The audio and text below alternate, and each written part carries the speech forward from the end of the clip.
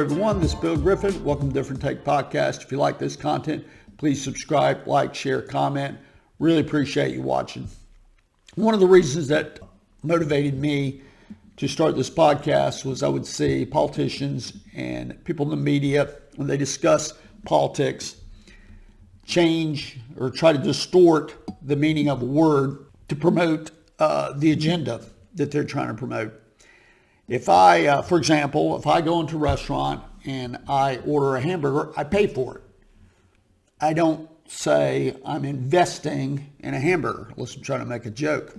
That's not what politicians use this word for oftentimes. They use the word investment as a term to refer to something that they want to spend money on because it's a vote buying scheme or some other potentially even nefarious purpose, such as corrupt purpose.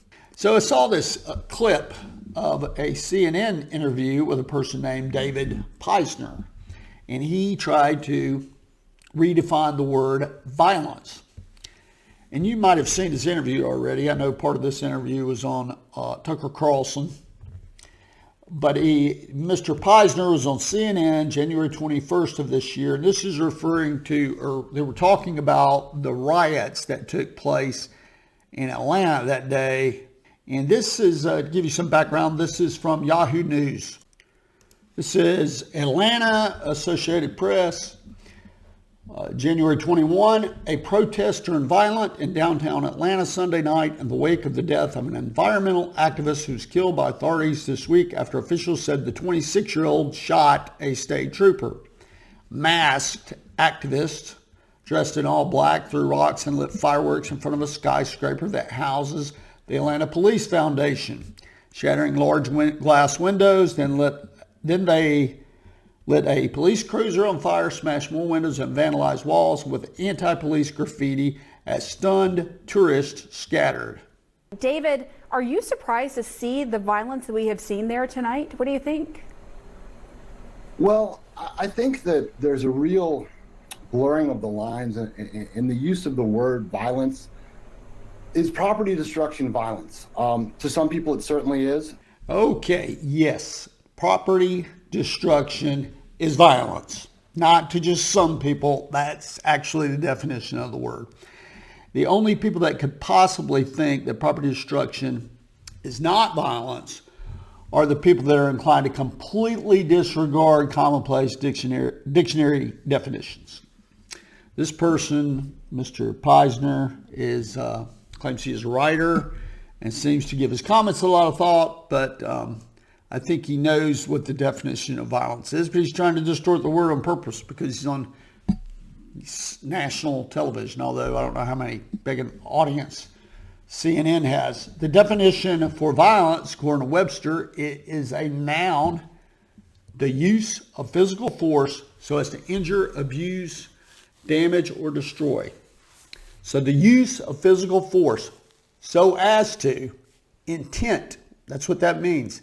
So as to, you intend to use physical force, and the purpose is to injure, abuse, damage, or destroy what? Anything. So the video shows glass being broken, a police car was set on fire, and according to Mr. Peisner, these were not intentional acts to destroy property. So this is the second. But, this idea that breaking windows or other acts of property destruction are the same as actual violence against humans it's kind of a dangerous and slippery concept. And yep, there are different levels of violence. The United States dropping the atom bomb on Hiroshima is a much higher level of violence than, say, someone purposely smashing a coffee cup. According to this fellow, though, it is dangerous to call a dangerous act dangerous. So now here's a dangerous and slippery concept for you. A criminal justice system where commonplace definitions of words are just dispensed with totally. This is clip 3. And I mean, look, I don't think this is a smart move. I don't think it's a productive move from the standpoint of the protesters. But as even the chief himself said, this is a small group. This is also within this Defend the Forest movement. There are no leaders, so people go off and do their own things. That doesn't just make them justifiable, but there are clearly occasions where violence is justified. For example, self-defense.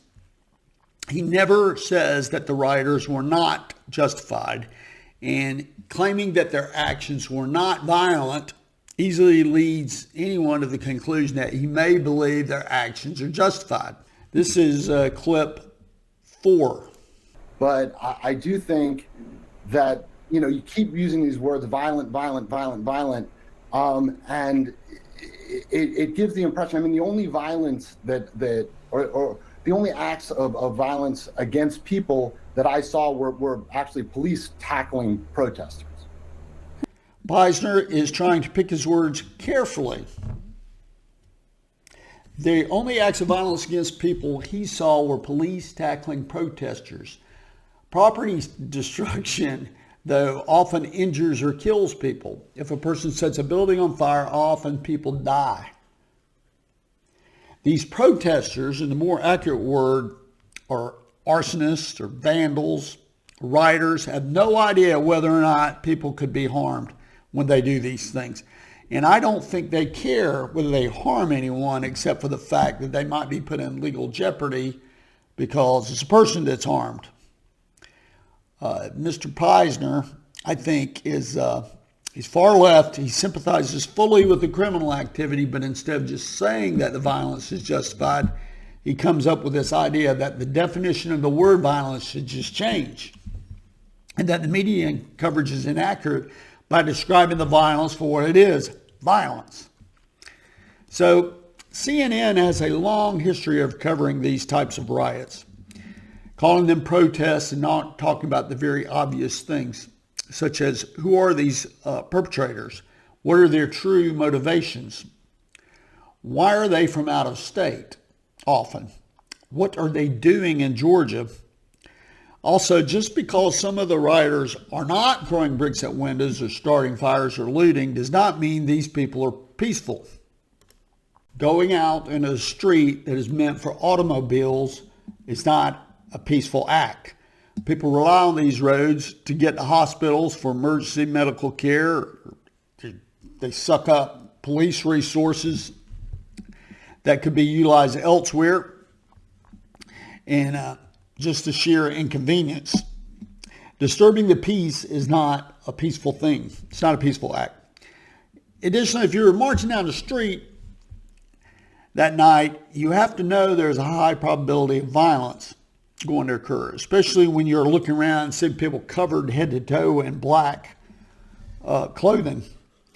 And through the act of marching, you may not get charged with a crime, but you are providing this small number that Mr. Peisner refers to as cover from being arrested. The perpetrators may be able to blend into the crowd. And do these other protesters, the peaceful ones, are they commonly reporting the criminal activity? These are all kind of good questions. CNN's not going to report those things. CNN just looks really awful in this because these protesters they refer to that are perpetrators are dressed head to toe in black. CNN often ignores the violence and distorts the definitions of the word they're reporting. For example, they constantly use the word protest instead of riot when they refer to these things. David Peisner is trying to do something that is often tried, which is just to change the definition of the word to suit his personal agenda. Thanks for allowing me to break this video down for you. Really appreciate you watching this episode. If you like the content, please subscribe, like, share, comment. Really appreciate you watching.